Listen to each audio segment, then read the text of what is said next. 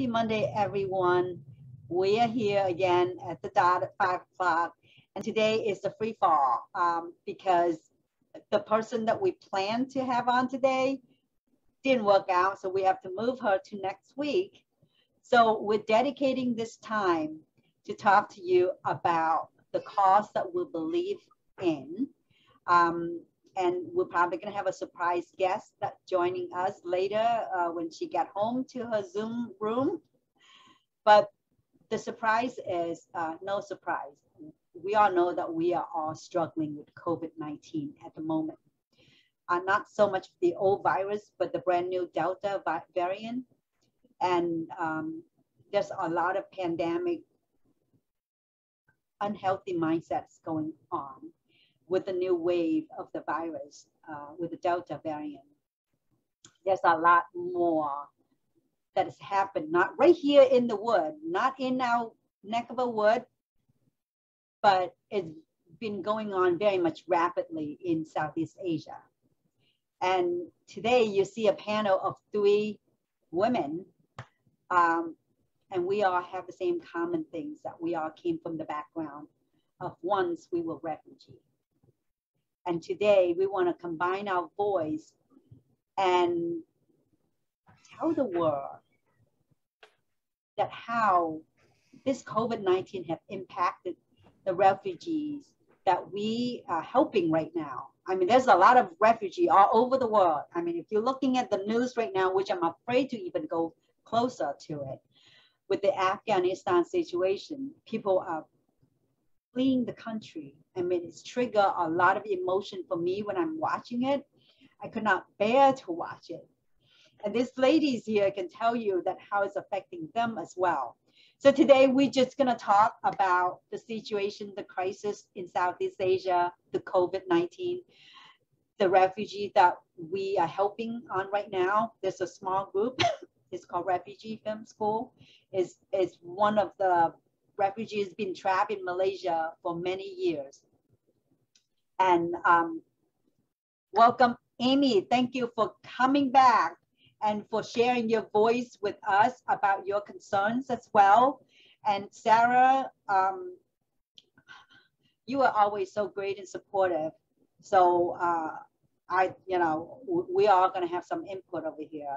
And Jana Stanfield is the founder of the Refugee Film School. Hopefully that she can join us as soon as she can get to her computer.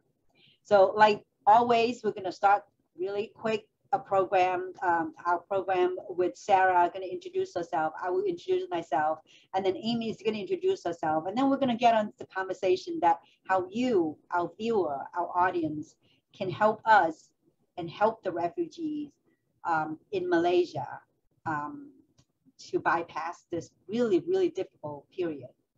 Yeah, sure. Good afternoon, everybody. Thank you for turning in and joining us. I just want to introduce myself quickly in case we have no viewer. My name is Sarah M. I grew up in Cambodia. My life started out beautiful, peaceful, and happy.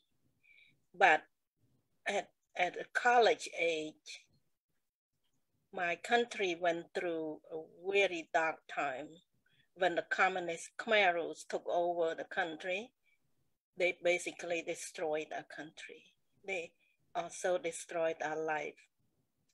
And I struggled to survive.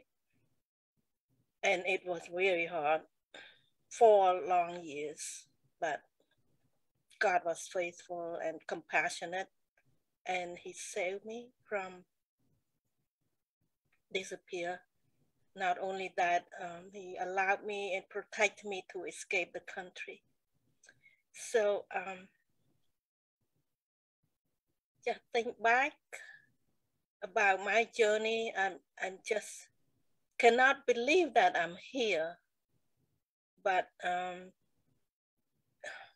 we will talk about it later, but just want to know that the journey to get out of a war country, it's really, very difficult. Now even more difficult because not only escape from the war, we have to protect, people have to protect themselves from the virus. So it's double danger. So I am now speaking, sharing my background, my experience. So if you ever need an inspiration about how we overcome a life challenge, reach out to me on my website, sarahim.com. And I have a book as well. So back to you, Lee. Well, thank you, Sarah. So I'm gonna go quickly. I am also a former refugee from Vietnam, coming out as a mass exodus in 1979. As the wave of lots of people heard of it, it's called Boat People. And I'm one of those boat people that is coming out on a boat, over 500 people in this little boat. We made it through, but without kindness and compassion, without all the trial and tribulation that we went through. And because of that, I wrote my book. I share my memoir. I share my story to let people who actually did not know much about the Vietnam War, only through school, textbook, but actually be able to hear from a real story, from a person who actually has been through it. My perspective, my family history as a Chinese minority in Vietnam, how does it affect my life? And how does it affect my family as and the refugee as a whole who came out to this country to rebuild their lives from scratch? So this platform is creating it to also share stories. I mean, there's a link here. There's so many things that we can learn from each other. And fortunately, I was able to connect with this group. It's called Refugee Film School last year, from a speaker association that I was belong to. And I get to know Jana Stanfield, who's a songwriter, singer-songwriter. And she actually founded this group, and God bless her. I mean, she was not having a refugee background or anything, but because of humanity, because of kindness, she formed this group to help students, refugee students who trapped in Malaysia. Those students and family were coming from Afghanistan, from Pakistan, from Middle East, from very unsettling country, from bomb dropping country that every day that they don't even know when's the next bomb's gonna land onto their home. So they escaped, but with the status they're in now, nobody accepting them. So they are remaining as a helpless refugee in Malaysia for many years. And that's what we want to focus on in this group, because I have seen myself in these students, 13, 14, 16, 18, 20, they're bright students. They just don't have a chance to develop their skill.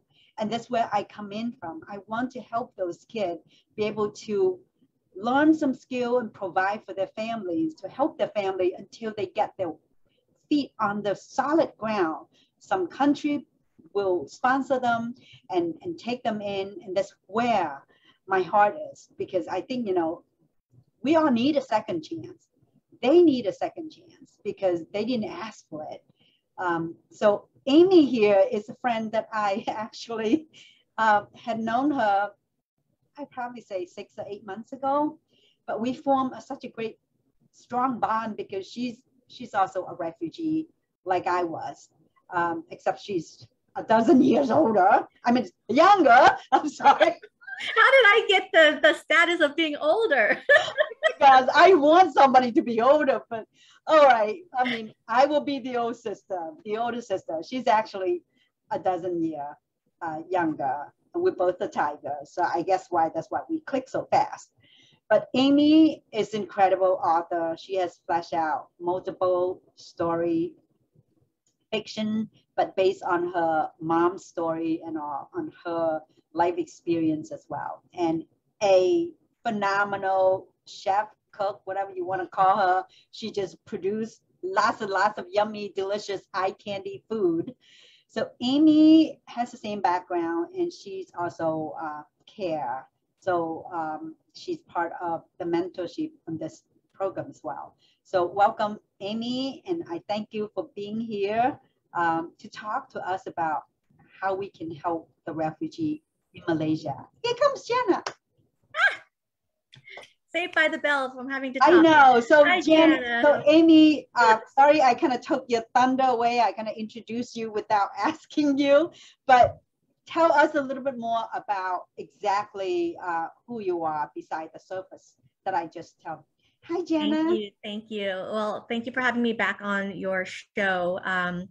I was born 9 months before the fall of Saigon, so right in, towards the end of the war. And my father, I was just a baby. My father left the country right when the war ended with his other family. So my mom raised me by herself. I was also born with a heart condition and really wasn't supposed to live past 5 years old. So you can imagine single mom having to worry about not only the war and how to survive communist regime, but also a sick child. And it took us 4 years to have the means to escape the country. And like you, Lee, we left via boat in the middle of the night. Our boat wasn't as big. It was actually small, but it had 43 sardines basically in there. We were packed, you know, head to toe. And, but ultimately we ended up in a refugee camp. Thank God we were sponsored to Seattle, to the United States. And my 3 books behind me there are tributes to my mom, who fought so hard. Snow was her name, and she fought to get out of the country. And refugees and people with heart conditions, those 2 are like my bread and butter when it comes to pulling my heartstrings and what makes it vibrate. So to have Jana come on board is a really special treat. I am also a mentor of a student at the Refugee Film School in Malaysia. I spoke to him actually this morning. They're, I think, 13 hours ahead of us. Zabby is my 16-year-old that I talked to. He's from Afghanistan, and he has been without his family for 2 years. Most of the refugees who come to Malaysia, I find out that they are usually paying human traffickers to bring them to the country. And, you know, Malaysia's got very strict employment laws, right? As a refugee, of course, you can't work there, but even as a minor in Malaysia, you can't work there. There's only a limited amount of things you can do. And for my guy, Zabby, he's in that sweet 16 spot where he's not old enough to be an adult, but not young enough to be treated as a child. And he really literally is in limbo, and he hasn't seen his family. He has no idea whether they're dead or alive. And I'm scrambling this morning, and my husband researching how we can sponsor him out. So anyways, welcome, Jana. Thank you, Amy, for sharing your story. Yeah, and we're so lucky to be able to have a chance to be mentoring someone who really in need. Like I said, I see those 15, 16 years old, and I thought about myself, and I myself at that time, I had a family with me. Even though that, you know, it is the conflict between the East and the West that you are constantly bombard yourself with, you know, what part is the real of you, you know, it's constantly a war.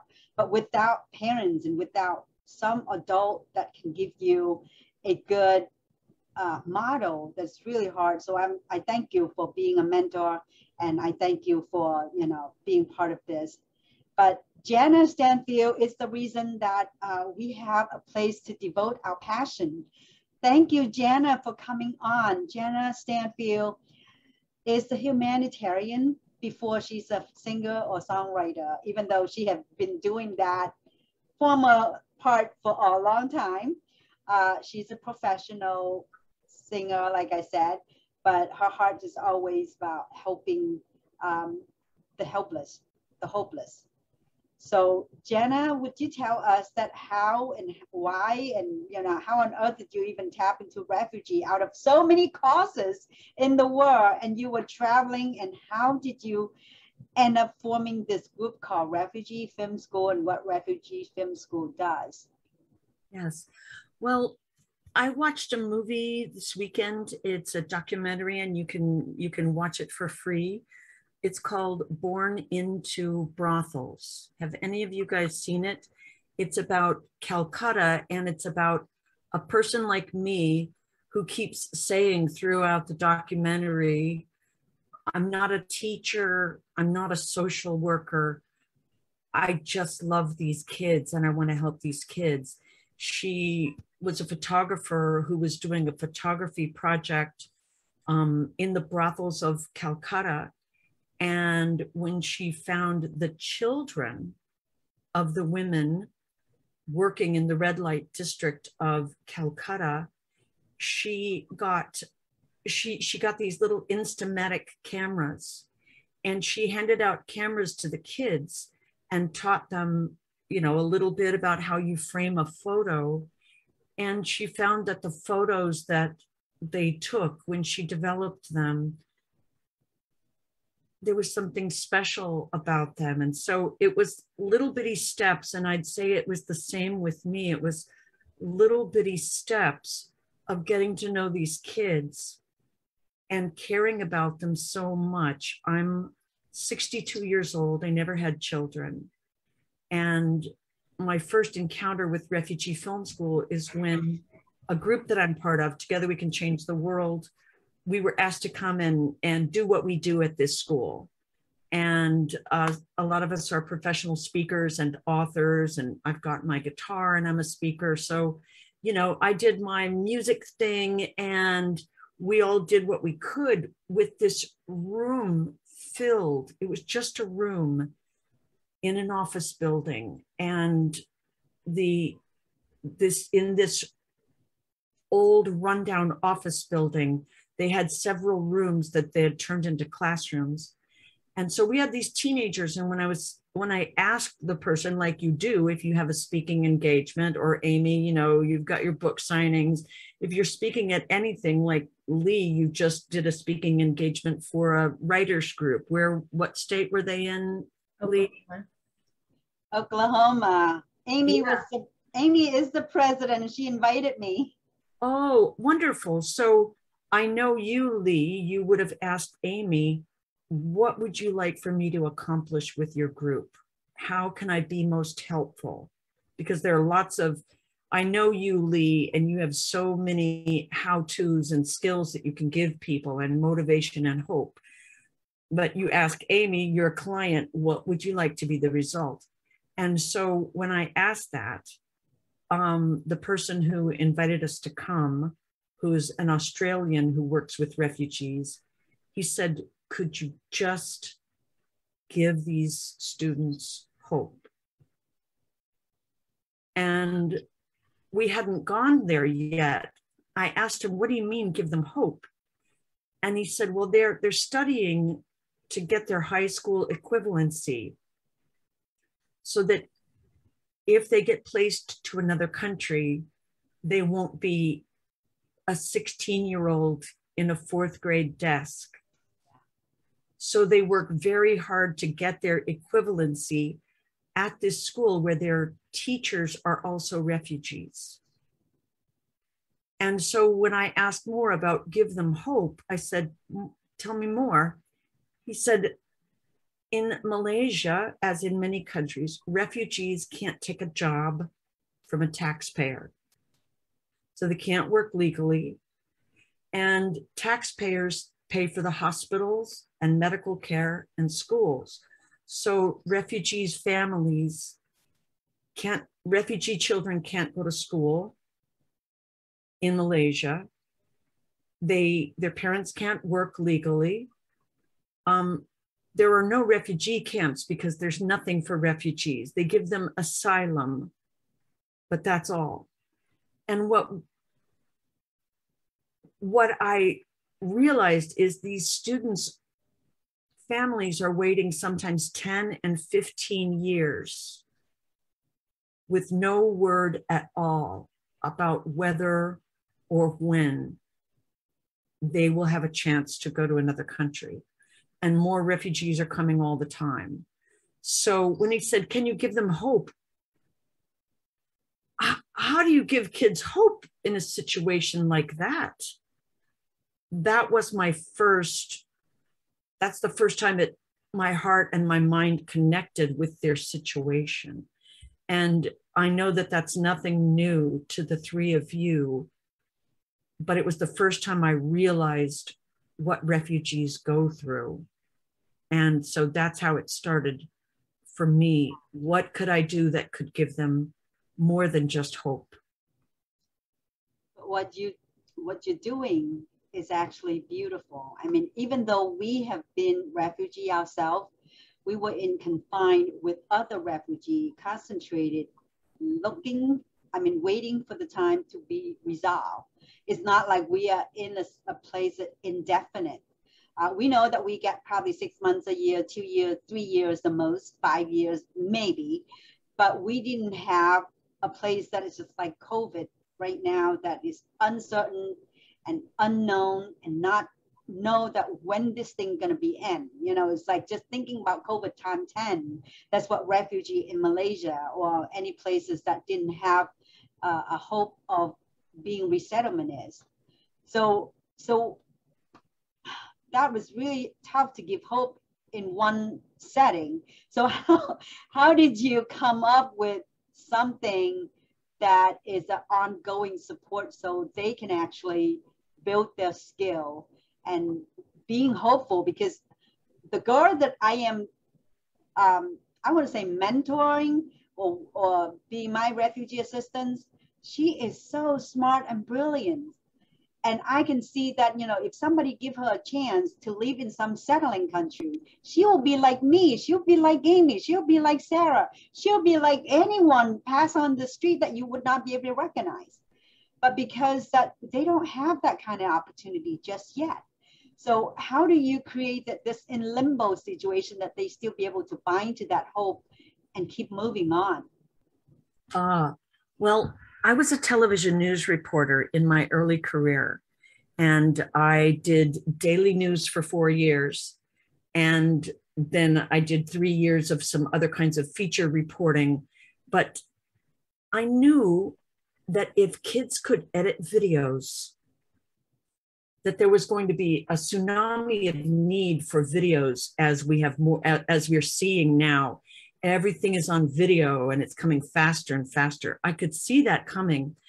And so my thought was, okay, I had this idea for 10 years of teaching girls to edit video, teaching girls in other countries to edit video. And the way that idea came was from being with Together We Can Change the World, where we saw girls at a sewing school, and you're probably familiar with this, where girls leave their homes and they go to a sewing school for maybe 2 or 3 years. They go half a day to high school, and the other half a day they sew uniforms or they sew whatever contracts the school can take in so that they learn to sew and learn a trade. What I realized when I went to those schools is that when these girls graduate, they are given a sewing machine, which is a really good thing, except for this. When I do this, does it tell you about the sewing machine that these 21st well, people century may not girls know, because people have not, a lot of people don't even know what that means, because they have not come from a place that you have no electricity and you have to do this on your feet to make the sewing machine moving. So for me, I get it, but a lot of millennials right now, probably not. Yes. Well, I was thinking, here we are in the 21st century, and these girls are being given sewing machines from the 19th century. And they're going to be, you know, backbreaking work doing this, when every time I saw that, I just thought, how can we make it so that there could be a school where girls could learn computer skills? And that's what made me think, you know, could there be a video editing school where girls could learn this? And when I went to Malaysia, where I saw that, okay, refugees can't take a job from a taxpayer. Well, what if they could work for people over the internet, so that the money comes to them over the internet? and they're doing a digital job in the modern world and learning modern skills. So they're not hurting anybody, and they don't have to leave home where they can get deported or detained or have to pay bribes to police in order not to be deported or detained that very day. They give up the salary that they've made at their illegal job just to make it home to their children. So that's where the idea came. What beautiful is, you're giving them a chance to exercise their mind instead of their labor, their manual labor. And small business, like a lot of us having here, Amy, Sarah, and me, we are, you know, technical challenge sometime, and we don't have the time to do all the video editing and all the graphic design and all those things. So it comes really handy to have a virtual assistant. And that's what I love the idea. And I think you're not only giving hope for the refugee, but you're also giving hope for small solopreneur people who do not want to do those kind of day-to-day work to have an assistant, even though it's 13-hour different. And I think you would agree, Lee, that when you can go on Zoom with a student and they can share their screen, and you know, you can say, okay, move this over here, or I want a Zoom background, you know, move my book over here. Like Amy, you have a beautiful Zoom background. How did you get that? Mm-hmm. Yeah, I think that's, you bring up a very good point that nowadays everything is virtual, you know, and it's, I mean, even if they didn't know how to do the work, you can share your desktop and show them how to do that. Jana, I do have a question, like with the COVID lockdown, right? I'm assuming that the Refugee Film School is doing a lot of the classes virtually. Is that true? All of them. Okay. Yes. Okay. And then the other thing too is because of the lockdown, like how are, I think a lot of the refugees, because there is no camp, they are living in tight quarters throughout the town, in small apartments, sharing with how many other refugees, right? How are they able to like get food and get toiletries, things that bare necessities, if everything is locked down? It's very hard. It's in COVID right now too, the condition of COVID too. Mm-hmm. It's very hard because in Malaysia, they have roadblocks in the city. And so you can't go more than a certain amount away from your house. So you have to get your groceries nearby. But the thing is, their dads can't get out to do the illegal work. Right. They do. And so, and with roadblocks, they can't get to any place to work. So it's desperate conditions for them. And that's why I'm so motivated to help the students get any kind of work, like making Zoom backgrounds. I was asking about yours, Amy. Did you make it yourself, or did you pay someone to make your Zoom background? I made it myself, and that's an easy thing. You know, I actually use BookBrush to do the graphics and then throw it on to the settings with background filter. And that's totally something that, you know, a child from Refugee Film School can do. Yes. Absolutely. Yes. So the girls do that sort of thing. Or if you want to make a Facebook post, they can do the Canva of that, and you can go on the screen and they'll move it around on Canva. It's so fun to work with them. Right now, what we're doing is from our refugee assistance, 2/3 of the money goes to the refugee assistant, and then 1/3 goes to help all of the students through film school. So what we're doing right now is we call it learn to earn for good. We are giving the students points for going and doing a Canva course that has 12 different segments. And they do the Canva course, and then they make a video about what they learned on their cell phones. They are watching the Canva course on their cell phones, and then they are making a video on their cell phones, which I could show you one if you guys wanted to see it. They're very short, just a couple of minutes, but these girls are teaching and making videos for other girls so that the other girls can learn what they learned. And we're giving them points. And then with those points, we're making money value so that we're not just giving them fish, but teaching them to fish so that they have skills that others can hire them for.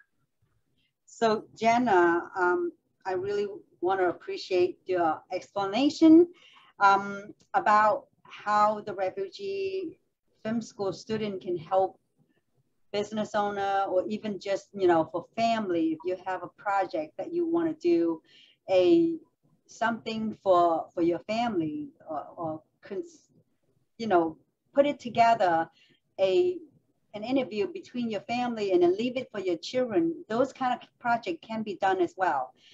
But right now, I think that we know that we are in a dire situation in Malaysia with COVID and with the lockdown, with all these things. Can you tell us a little bit of how people can actually get help immediately if they don't need the work that the student can do, but if they want to do something to help the fellow refugees in Malaysia? And, you know, just explain to us the situation over there and how people can help. Yes, they can make donations through our Refugee Film School site, which is refugeefilmschool.com. And we are all volunteers, all of us. So the money would go to the students doing projects so that they can take that money to their families. I don't know if it was like this in your families growing up, Amy and Sarah and Lee, but with our students, they would take no money for themselves. The way their family system works is that anyone in the family who has money gives it to the family so that they can pay for food, so that they could pay for Wi-Fi, so they can stay in touch with the world. It's just for their phones, so that they have phone service, so that they know what's going on in the world. So those donations all go to the students since we're volunteers. Wonderful. And if people donate, there will be a tax deductible slip that's sent to them? Yes. Okay. Yes. Yeah, with the COVID, I really feel for them. People in Vietnam, in Malaysia, in Australia, even Australia, not as bad, but I think not just beside India being hit hard. I just got news that my cousin passed away this morning in Vietnam from COVID, and it's the Delta variant, I think.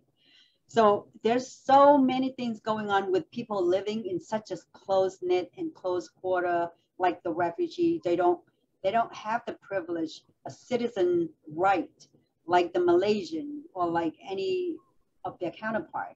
They don't have the right to go to school.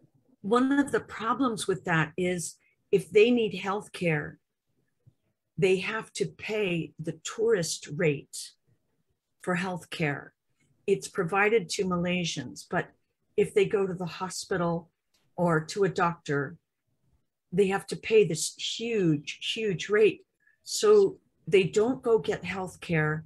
I just read on the weekend a doctor saying that a refugee family had waited so long because they didn't go when they got sick. They didn't go right away. And he said the whole family came in with COVID and the whole family died. Mm.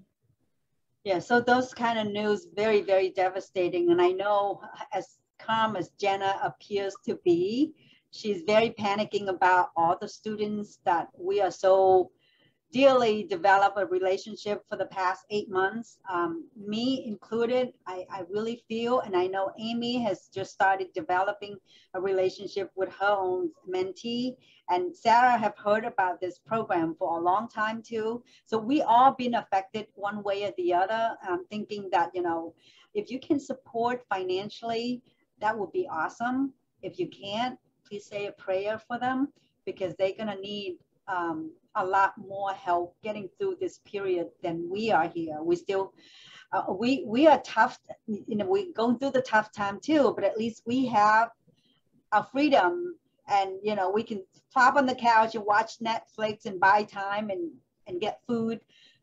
They are literally have none of those luxury, and they are worried all the time, especially kids at age 13 to 20 something. They should not be worried that kind of things all the time, which they are, because like Jana said, you know, we are part of the family, and in Asian family, there's no discreet talking between parents. Worry. There's always about the whole entire family will hear everything, and kids are part of just as much as the adult in everything that they're facing. So, you know, something that people may not know, but in Malaysia, it's so desperate that people are putting out white flags out their windows to let people know we don't have enough food. And so something beautiful is that there are people who do have jobs, who are making little makeshift food banks for the people, for their neighbors who don't have food, and, you know, going out on the sidewalk and sharing food. And there was one woman who said she had put all this food out, and she had other people too that came, and they put food out for people to take, and that people are only taking what they need so that other people can have it. And she said it was like the story of the loaves and the fishes. She said that throughout the day. She said, I kept wondering when we were going to run out of food. keep multiplying. And she said that people who saw what was happening started bringing food, so that those who've had food brought it to this table so that others could have food. So we may not be able to feed everyone, but just like the food on that table, if you can feed a few. I have a song that says, I cannot do all the good that the world needs, but the world needs all the good that I can do. We all know the story of the starfish. You know, the person's throwing the starfish, and someone says you can never help them all. It doesn't even matter. It matters to this one.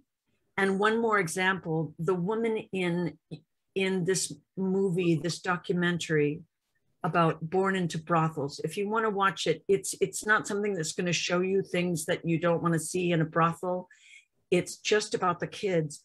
And this woman who finds the kids is just, you know, holding hands with these kids and taking them to schools to say, can we get these kids in school? Because at age 13, these girls will be lost. Can we get them into a school?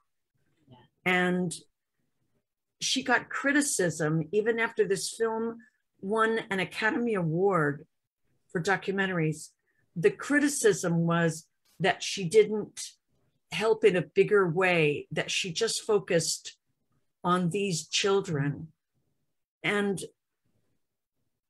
I believe we do what we know about. Everyone would want to help a refugee family if they knew one across the street.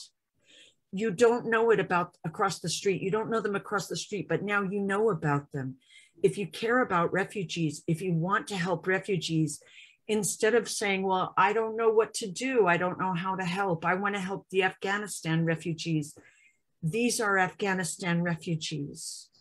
These are families who were just like in Vietnam, when people say, you know, we see the picture of someone handing up a baby through a bus window. And what you know is that family is saying, if we could just save one person from our family, even if we never see them again, if we never see our baby again, if we could save one child, we would make that sacrifice. And these families, like the one you're talking about, Amy, who put one child on a plane with human traffickers, coyotes, as they call them, to save one child. They're doing that. If we can feed one child, if we can feed one family, we at least are doing something to help. Absolutely. I think, you know, as a refugee, we all understand And the thing is, kindness is something that people will bear in their heart forever. I think recently Amy just went to visit the surgeon that who, you know, saved my life from 40 years ago. Right. And I just recently went back to the hometown that they took our family in. So that one family, that one person does make a difference. I am here because the kindness of the people in this country have given to us. And I will never forget. And I don't think Sarah ever forget that the moment that she got onto this soil either. So what I'm saying is, if you heard about this episode, and if you know any friends, any refugee that you associate with before and they're doing well, if they want to help, please pass on the interview, our conversation today to them. Please share this video. Please make an effort to help one family, one kid, one person, while they are going through this very, very difficult path that we don't know when it's going to end. And they are very clustering in close-knit, in close quarter. And COVID is something that can spread easily. And your immune system is very weak when you're hungry. You can't fight anything when you're not healthy. So just think about the cascade, the domino effect. Just one piece of bread can actually help them stay full and stay the immune system. You know, all those little things look big, but it is big. And I want to thank you, Jana. Is there any way that we can help further? I know your heart is beautiful. You have formed this group and you have really convinced me to stay on this board because I love the cause that you have started. And I love I'm always about building the next generation because they are the one who actually will be taking care of the world. Even though they're refugee now, you never know who they are, going to be 30 years from now. They could be a president of somewhere. Who knows, right? When I look at the three of you, it gives me hope for our girls that they could be sitting on a show someday asking others to help, and they could be grown up and free.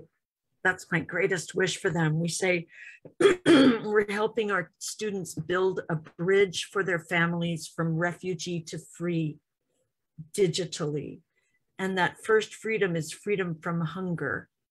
And this is a way you can help. And one of the things we say, you asked if there are other ways people can help if they can't do it financially, to be a mentor. And Amy, if that has been helpful to you, then you'd be a living example of what I always say, which is the life you change may be your own.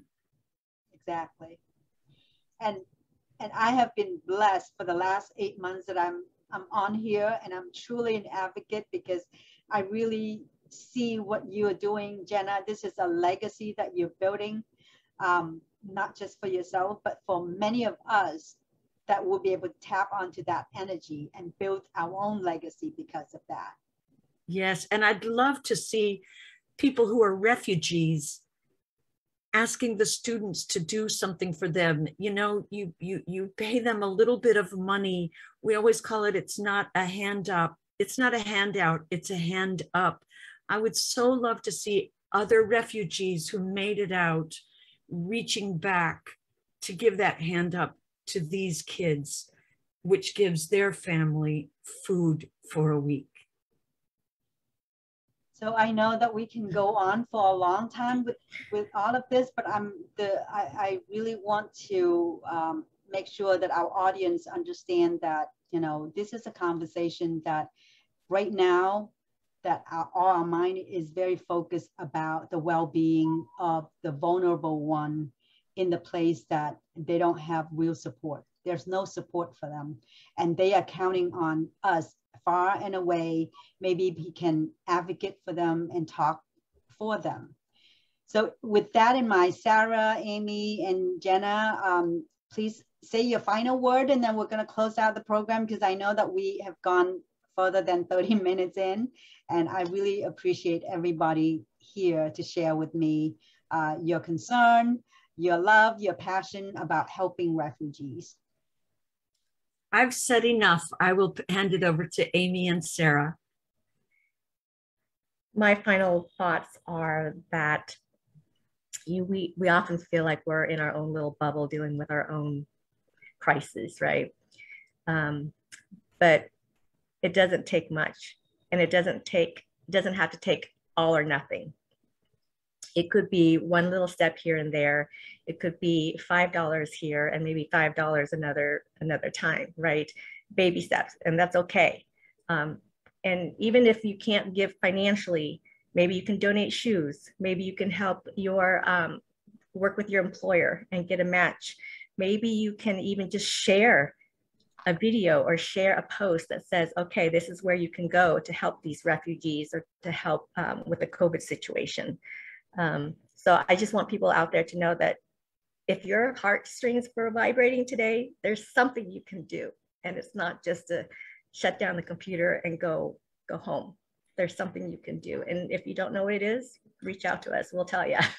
Yeah. And I love that. Yeah, gather all your family, everybody chip in, whatever, just take your quarters from the Coke bottle, from the piggy bank, whatever, put together.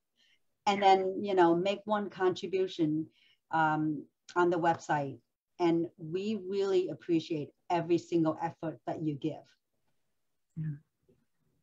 All right. Thank you for being here, Jana. You start something beautiful for many people to be part of it. And the recipient, that means the refugee that are waiting without knowing when, it's really in a desperate situation. I just cannot imagine living in that type of environment for that long. So my heart go out to them, and I just want to announce everybody that please chip in, please support and help out. If you cannot support financially, maybe you can talk to the student as a mentor. Yes, yes. At least they have a human being talk to them and give them hope, give them the direction, and at least show them that somebody cares. Yes. Yeah. Yes. And thank you all for caring enough to have this show today and talk about them. Well, thank you for starting up something that I would not be able to fathom about how to even start it out to connect with the refugee from outside my world. Last but not least, if you have a project, if you have a business that you don't want to pay an arm and a leg for, somebody who's here to do it for you, there's affordable labor that you can tap on and you can check out with the Refugee Film School. There's a lot of possibility that can help you and your business grow because you have a virtual assistant who are so bright, so talented, and so cooperate and eager to help you to grow your business. So with that in mind, I want to thank you everyone for being on here and to share your story, your passion, and your concern. And I hope that everybody who listened to this, please share, please, please, please share. And together we can actually make some ripples of kindness. Thank you, everyone, and have a great evening. And Sarah and I will see you again tomorrow evening.